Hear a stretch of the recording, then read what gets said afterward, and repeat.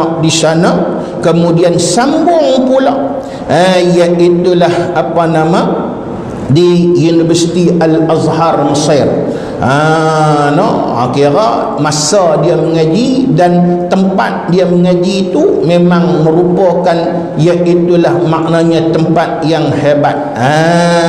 Jadi saya nak sebut sikit antara maknanya kepakaran dia tuan-tuan. Banyak kalau kita nak sebut ni. Antara yang hebat bagi diri dia tuan-tuan, dia merupakan ulama Melayu yang pertama yang membuat penyelidikan di dalam bidang kimia, bagaimana untuk bahawa hakikat sehingga mampu untuk mencipta logam emas daripada pelbagai unsur. Tapi sayangnya tuan-tuan muslimin muslimat rahimahullah, iaitulah bahawa sesungguhnya formula tu ada pada dia catat formula dan dia berjaya menghasilkan pelbagai unsur untuk menghasilkan emas. Kemudiannya itulah pada tahun 1903 ni tuan-tuan, dia bakar buang formula tu tuan-tuan. Dia tak orang panggil apa, sebelum dia mati dia bakar buang formula tu. Pasal apa? Dia takut terlepas kepada orang lain, dapat disalahgunakan oleh orang lain. Dia ambil formula tu, dia pergi buat keluar unsur untuk melahirkan emas dan sebagainya. Payah ceritalah tuan-tuan muslimin muslimat rahimahullah. Itu satu antara kehebatan dia.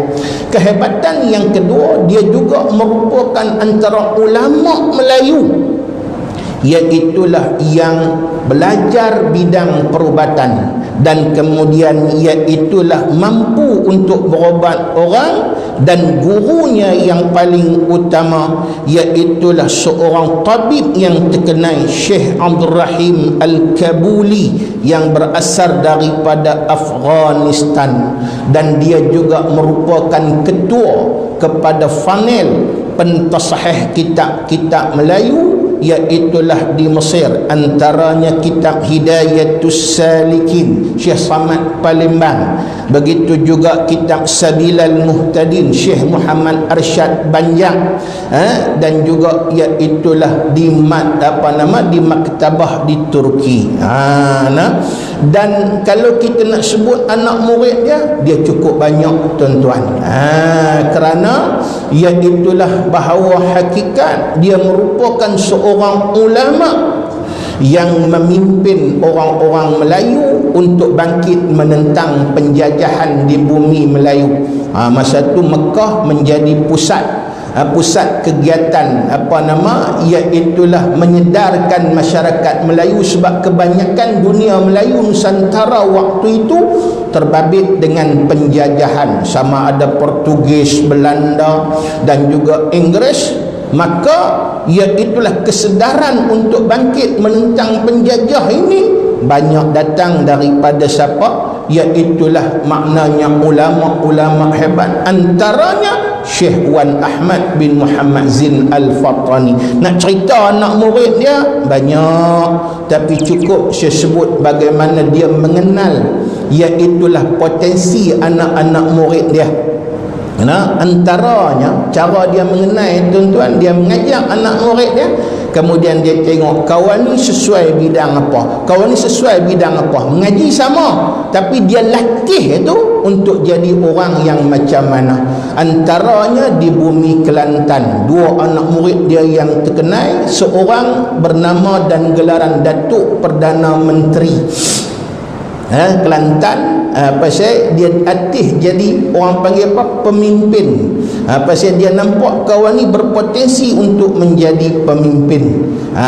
Kalau tuan-tuan yang mengaji, dia pengarang kitab Pati Rahsia yang cukup terkenal itu tuan-tuan muslimin muslimat rahimahullah. Dan antara anak murid dia yang cukup terkenal lagi iaitulah Syekh Hasan bin Panglima Munas. Yang ni kalau kita sebut tu mungkin banyak orang tak kenal. dia kena sebut nickname dia yang terkenal. Siapa dia? Iaitulah Tok Janggut. Ulama hebat ni tuan-tuan muslimin muslimat rahimahullah, yang mencetuskan pertempuran Tok Janggut di bumi Kelantan, bumi Pasir Putih tuan-tuan. Itu sejarah panjang, tuan-tuan boleh tengoklah.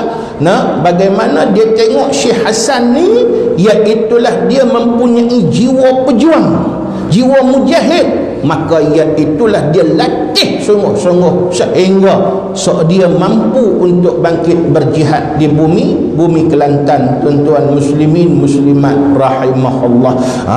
Nak tu sedikit biodata. Kalau nak cerita panjang tuan-tuan, supaya saya cerita benda ni ialah untuk kita mengenal kitab yang kita mengaji dan pengarangnya, tuan-tuan muslimin muslimat yang dirahmati oleh Allah Subhanahu wa taala.